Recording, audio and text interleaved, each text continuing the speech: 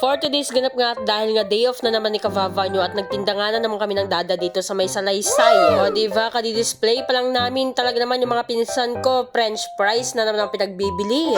At tinulungan na nga lang din ako ni Nanay Bilen dyan na ilabas itong mga ukay-ukay namin at ipipwesto na nga din namin dyan sa may labas. Hala ka, talaga naman yung mga anak ninyo sa akin na naman bumibili. Paubos na naman ang mga budget, charis. At habang wala pa nga akong customer, bumaba na muna ako dito at nagpre-prepare na nga sila ng mga uulamin namin. Thank you so much. At talaga naman kanya-kanya na naman sila at napaka-busy nga na naman nila ngayong araw. At kanya-kanya ang toka for today's ganapat dahil ako taga-video lang din naman, charis. Pero Diyos ko, nagimasan ngay pulutan dahil uyan nga maskaran. For the ihaw-ihaw nga kami ngayon at dahil nga magbubudol fight kami. O diba, may pahito pa. After naman maluto ng ibang maskara, bay ginunting-gunting na ng auntie ko. Ay, Diyos ko, minekos-mekos niya na. Pero Diyos ko, kanyaman na ninay.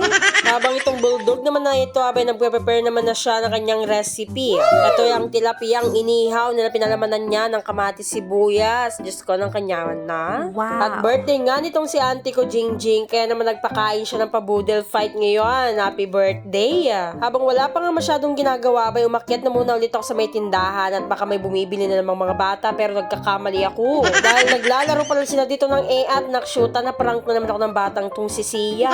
At habang wala pa nga kaming customer at naglalaro ang mga chacha at mga chikiting, abay nag-aya na naman itong chacha ako na bumaba daw kami. Abay nararamdaman niya na kung ano yung nararamdaman ko, nakshuta. Gutom na kaming parehas. Charis. Kaya naman saktong pagkarating namin dito, abay meron ng nakasalang nakshuta ng kanyaman na. Wala ka, talaga mapaparami naman ako ng kain neto. Ready na nga ang lahat, kaya naman ready na rin ang pinsan kong mag-take out. Charis. Kaya naman kinantaan na rin namin dito yung auntie ko.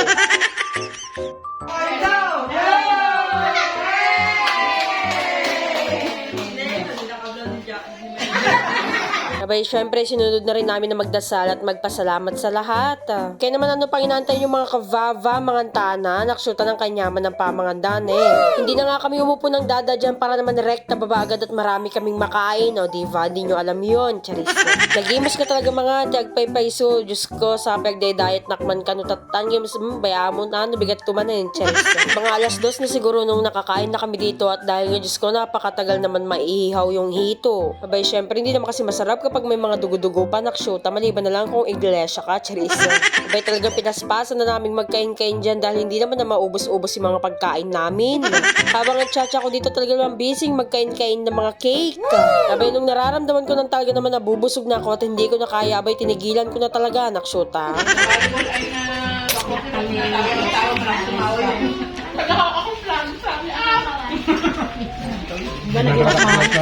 Hindi nagagalaw yung tao niya. Saka alam mo sa kanya. Pero, nalagyan na natin. Pero Diyos ko, ng kanyaman ng pamangandan tignan niyo naman, matira-matibay, charis. Panigurado pag mapapanood na naman nila to, talaga naman maiinis na naman sila sa akin. Habang ang Mayumi, talaga naman, busy-busy, may future ka talaga, charis. Magmamana rin to sa nanay na tanggera, charis. Pagkatapos naman namin kumain ng dadabay, umakyat na rin agad kami dahil nga may nag-order sa akin ng mga taga-Kallang nakshuta. Abay, masyadong madami yung mga in-order nila, kaya naman pinadeliver ko na lang dito sa aking food rider, charis. O diba, napakagalanti nila bumili ng kanilang mga merienda, nakshuta, napakarami. Bay, syempre yan ang mga bet na bet ko. Sige, kumain pa kayo ng kumain, nakshuta. At after nga na-deliver ng dada yung mga yan, abay pagkarating niya talaga naman nagluto na naman agad siya. Abay ganito kami kabisi kapag mga day off namin, nakshuta. At sa sobrang dami nga ng mga bumibili, hindi ko na naharap na mag-vlog at mag-video. Kaya naman na yun lang mga kavava. Salamat sa panonood.